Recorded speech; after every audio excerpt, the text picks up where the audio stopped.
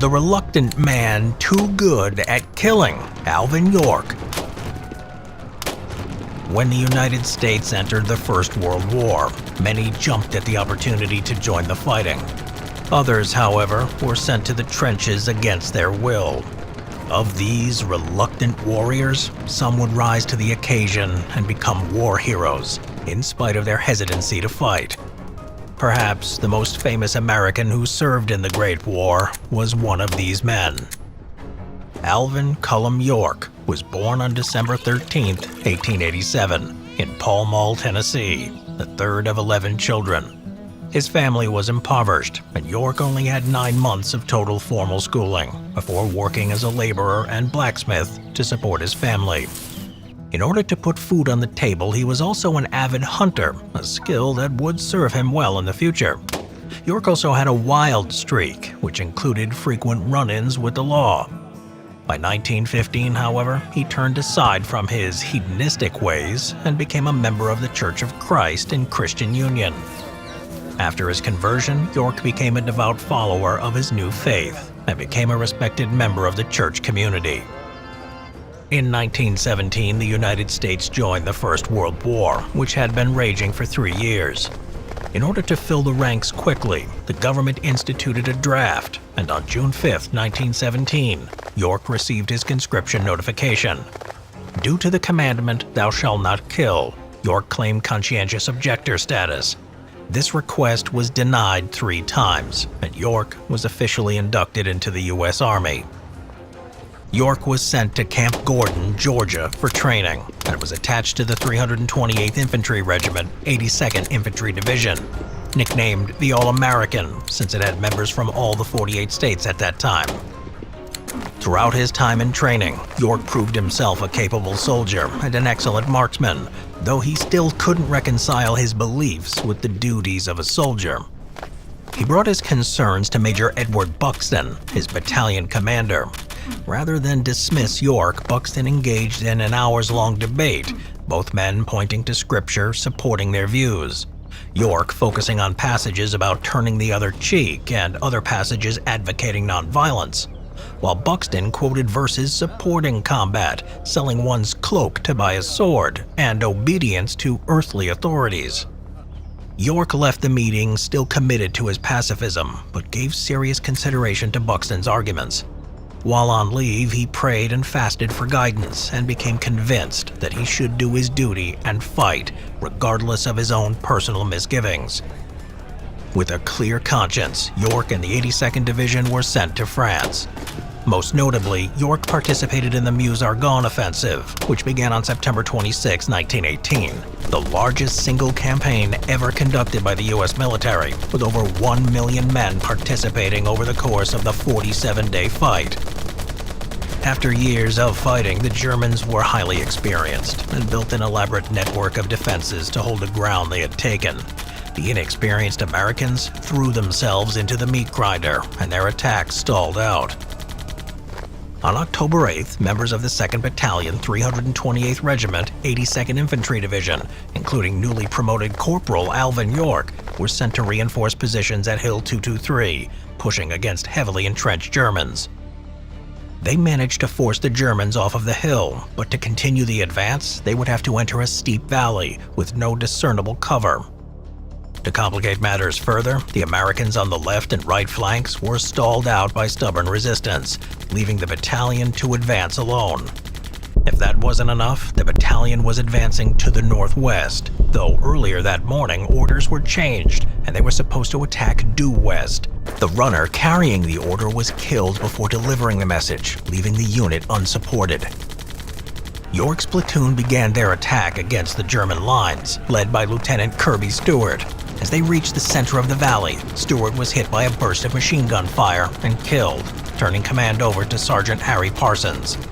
Parsons noted that on the left of their advance were German machine gun positions, and ordered 17 men, including Corporal Alvin York, to silence them. Making their way around the German positions, they stumbled upon elements of the Prussian 210th Reserve Infantry Regiment, which had been moved up as reinforcements. The Germans were resting after a forced march the night before and had set their weapons aside when confronted by the Americans. Caught off guard, the Germans surrendered. On a nearby hill, German machine gunners noticed what was happening and swung their weapons towards the Americans.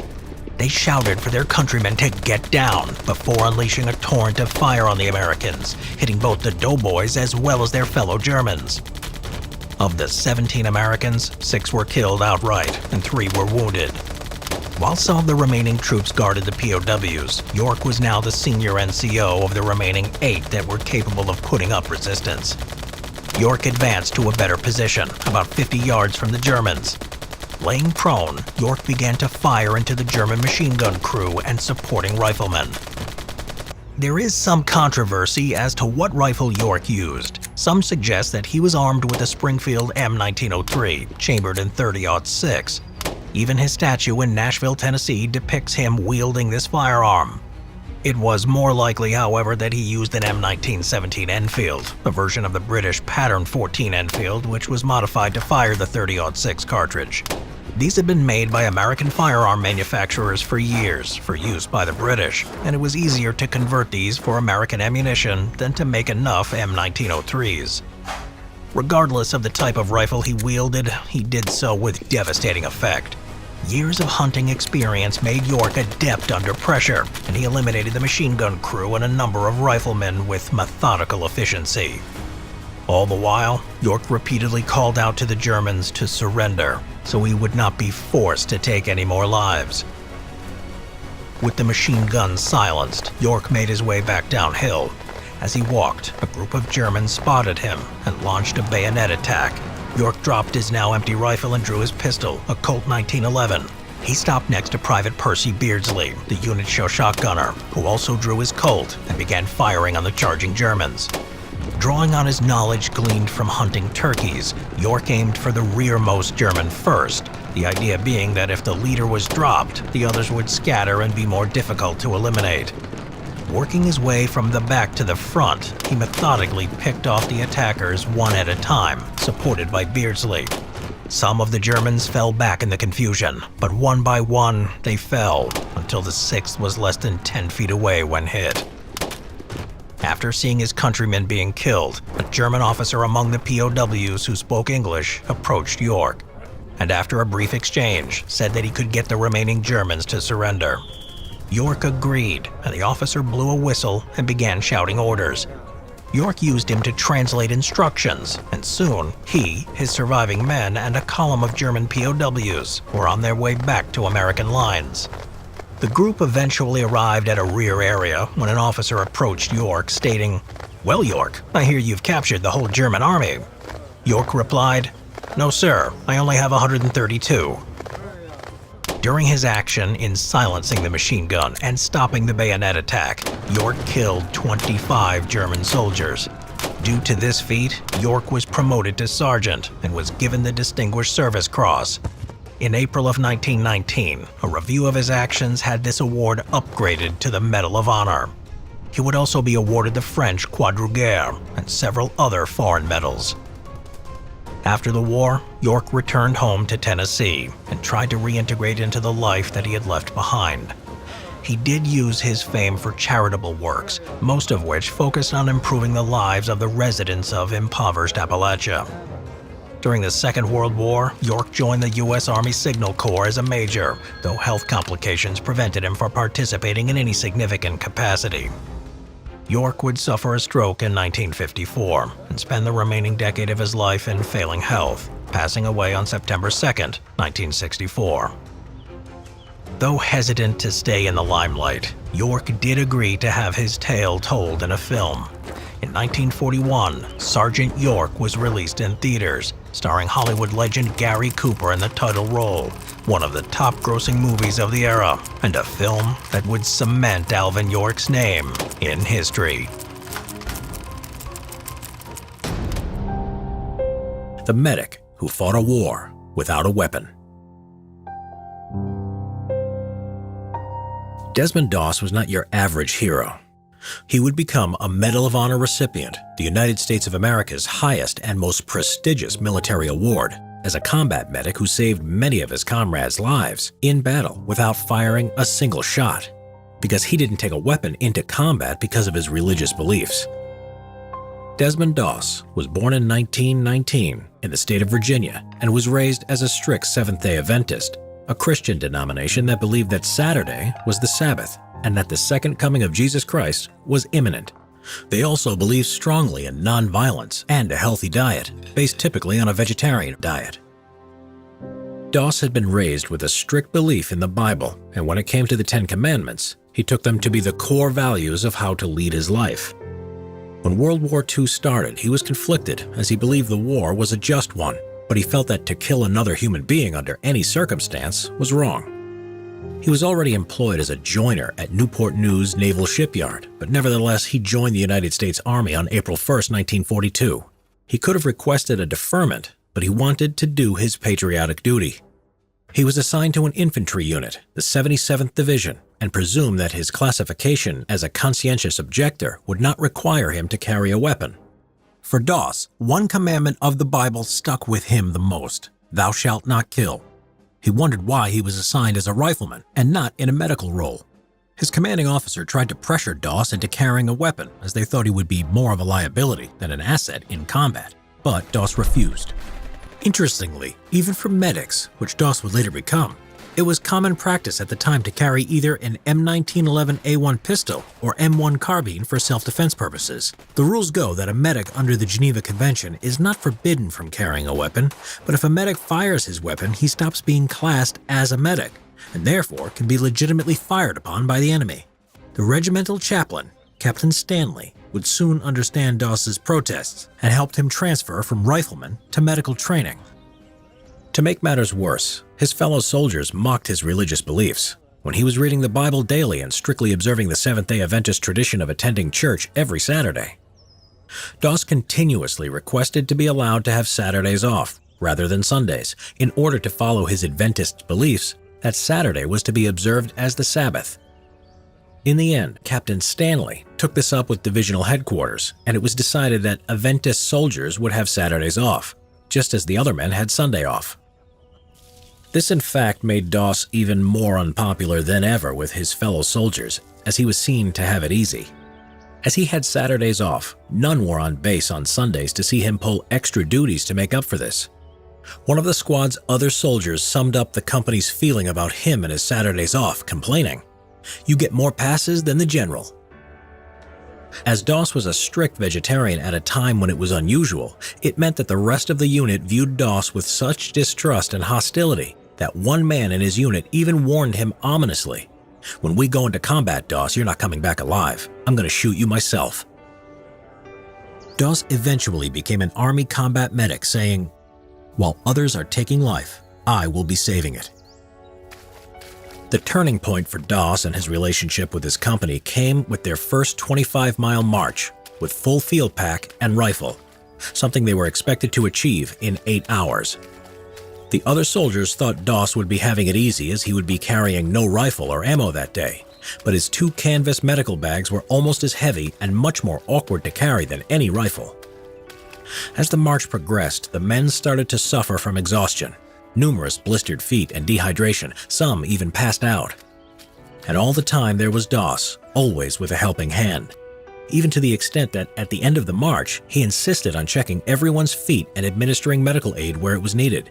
By the end of that day, he had won the respect of his entire unit for his tireless devotion to his duty. For the first time, he was treated as one of their own. Dowse, as the qualified combat medic of the unit, was now responsible for providing first aid and frontline trauma care on the battlefield. He would be assigned to accompany his unit into the war zone and be there with them on the front line at all times. This was soon to happen, for the 77th Division had had their first combat experience on May 11, 1943, and Dowse and his comrades were urgently being trained up to replace the combat losses and help expand the division's strength. The 77th Division would end up being in combat officially for no less than 208 days, suffering a total of 9,212 casualties before the war would end. The Battle of Guam. Dowse's first taste of combat was at the Battle of Guam, which was a bloody battle fought from July 21st to August 10, 1944, to recapture the U.S. territory of the island of Guam from a determined Japanese garrison of nearly 20,000 troops.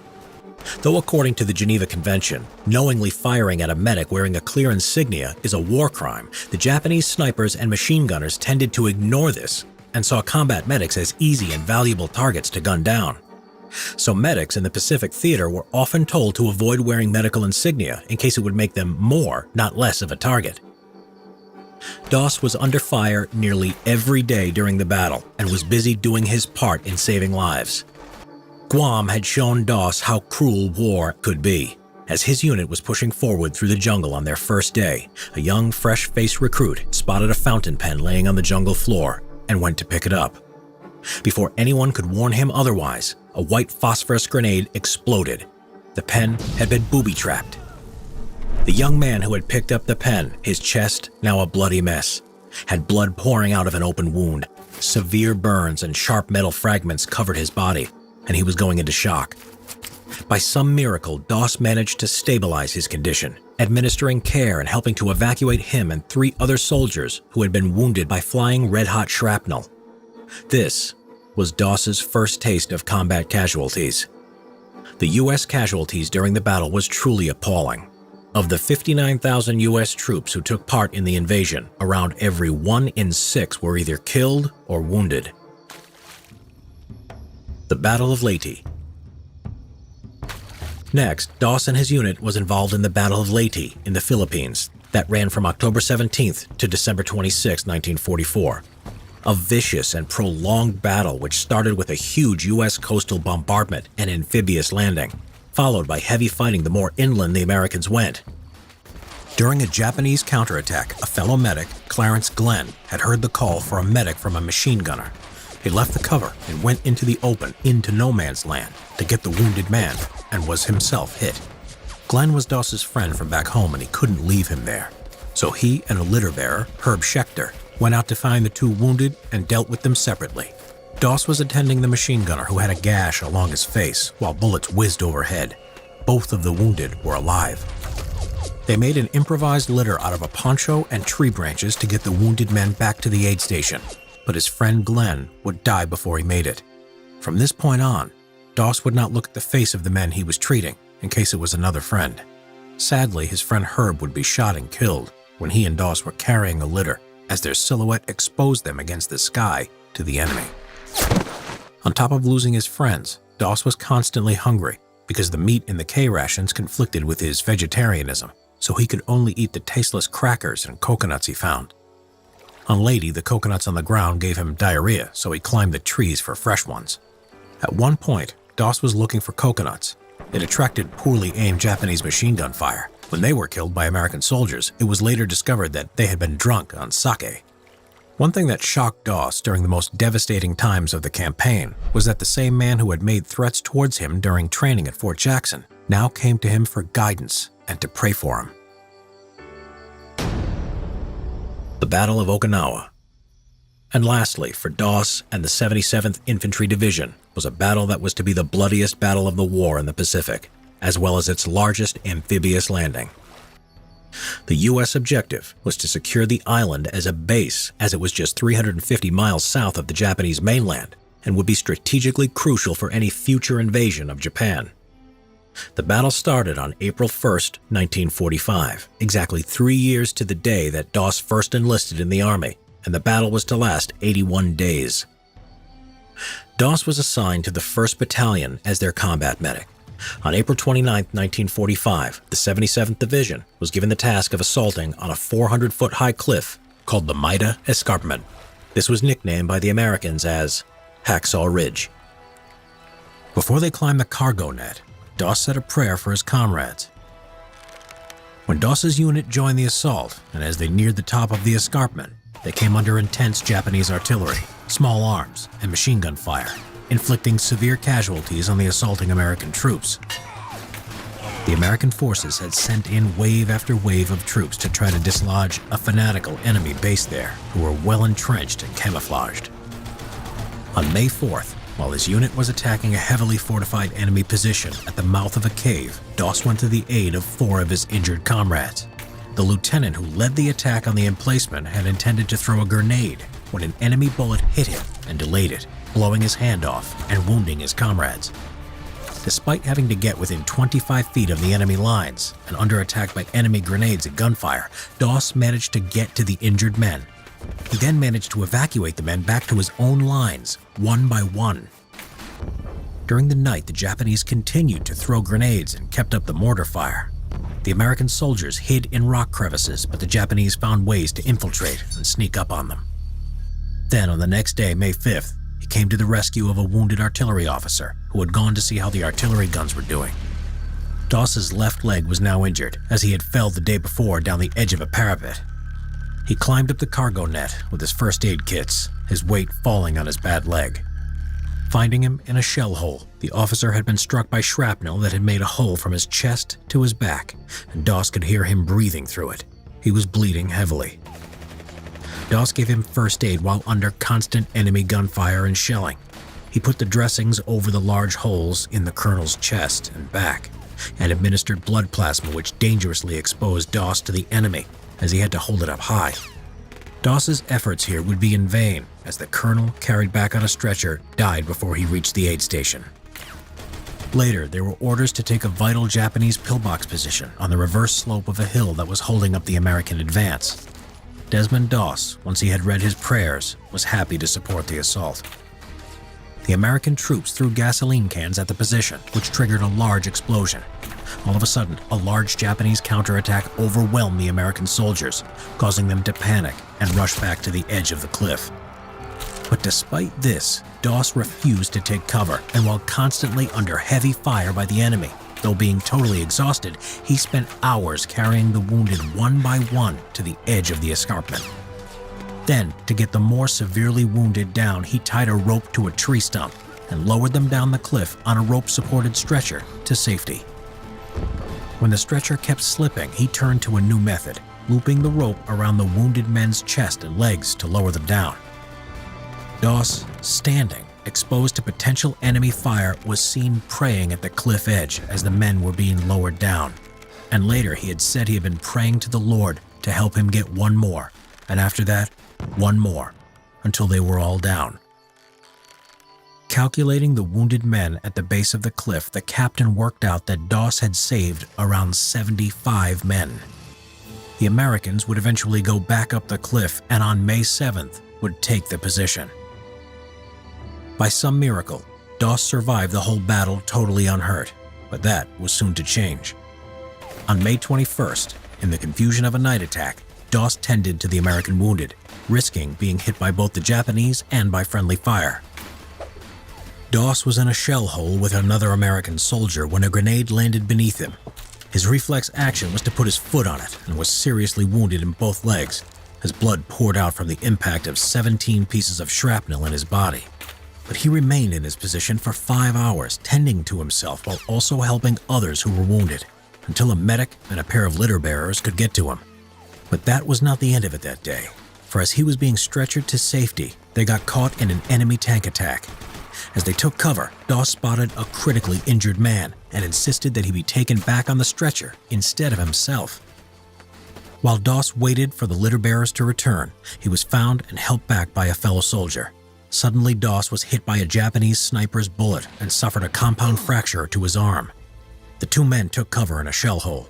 Realizing how badly injured he now was, Dowse instructed the soldier on how to bind his rifle stock to his shattered arm to act as a splint. Eventually pushing through excruciating pain, he would make it back to the aid station. The U.S. Army recognized Dowse's extreme bravery, and he was awarded the Congressional Medal of Honor for his heroic and selfless actions at Okinawa from April 29th to May 21st, 1945. Because of his heroic actions, many wounded men made it back home. Desmond Dowse would go on to run a small family farm with his wife Dorothy, and lived to the age of 87. The World War I Crucifixion, 1915. World War I ran from 1914 to 1918 and was one of the bloodiest conflicts in history.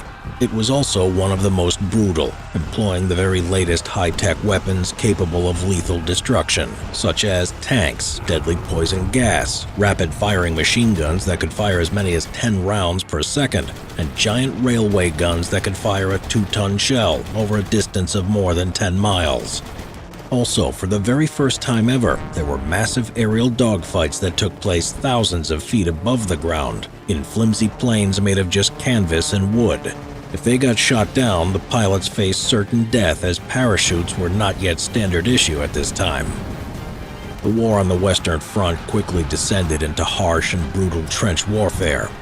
This started a devastating cycle of death and destruction, resulting in a seemingly never-ending series of attack and counterattack across no man's land by both sides.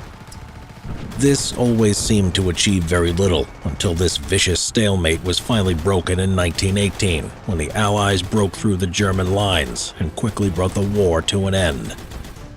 Early on in the conflict, facts, hearsay, and propaganda started to get mixed up together on both the front line and the home fronts.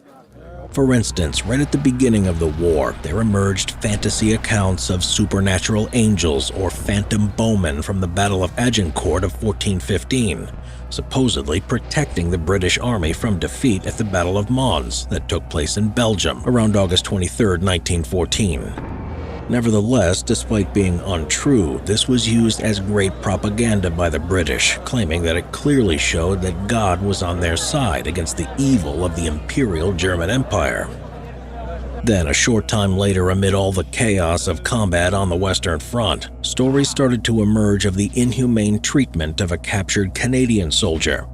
These stories both shocked and angered the Allied forces and public alike. It concerned the supposed crucifixion of a Canadian prisoner at the hands of his German captors. The rumors surrounding this gruesome event were vague, and the details kept changing, depending on where and from who you heard it from. Nevertheless, a horrifying account of this event was featured on the highly respected British Times newspaper on May 10, 1915. It was claimed that a captured Canadian officer near the battlefield of Ypres in Belgium was crucified with bayonets by the Germans. It was said that they used them to pin him against a barn door or tree, one in each arm and leg, and that he was finished off by having a final bayonet driven through his throat. It was also alleged that the Germans finally riddled his body with bullets. This atrocity caused such an outcry among the British public that 2 days later questions were asked about it in the Houses of Parliament, and it was now thought the actual number of Canadian prisoners that were crucified could be as high as 3. The British government responded by stating that at the present time they had no information about these atrocities, but promised that the War Office would look into these claims as a matter of urgency. Meanwhile, the Times published a follow-up article claiming they had witnesses to the event, and the man who was crucified was in fact an unnamed sergeant in the Canadian Army. Then, on May 19th in the Houses of Parliament, the Conservative MP Sir Robert Houston raised further concerns surrounding this supposed crucifixion of a captured Canadian soldier. He declared he had come across more detailed information about the incident. He said he had heard from unnamed witnesses that the unnamed sergeant was the only survivor of 40 captured wounded Canadian soldiers who were bayoneted to death in a barn by the Germans.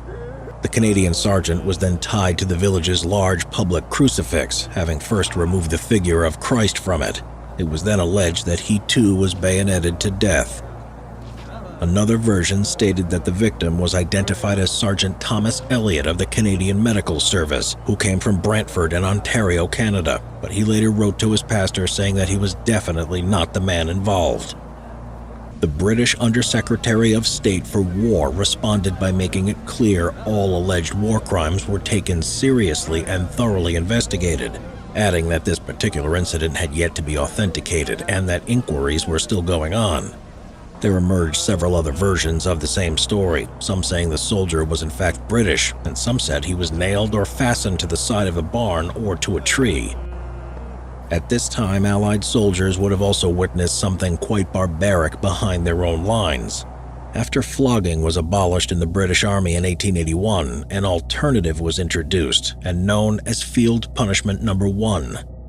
This was awarded for drunkenness in the field and insubordination, and involved being tied to a wagon wheel or a gate in the crucifixion pose. The victim would be shackled like this for 2 hours a day for up to 3 out of 4 days of his sentence. In total, the British Army carried out this punishment 60,120 times during World War I. Though the story of the crucifixion was never substantiated, it was nevertheless used by the British for propaganda purposes and to get support from across the world.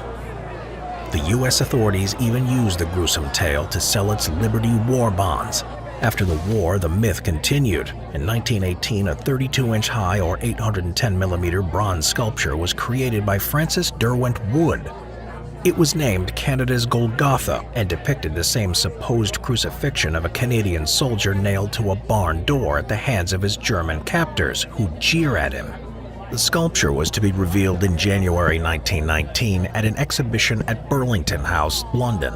In fact, before the statue was even on show, the public were aware of it. It had been widely publicized, having been featured in a publicity package sent out by the Canadian War Records Office. The Daily Mail newspaper captioned it, "Canada's sternest memorial to her sons, suffering in the war." All of this was during the same month as the Paris Peace Conference and the signing of the Paris Peace Treaty.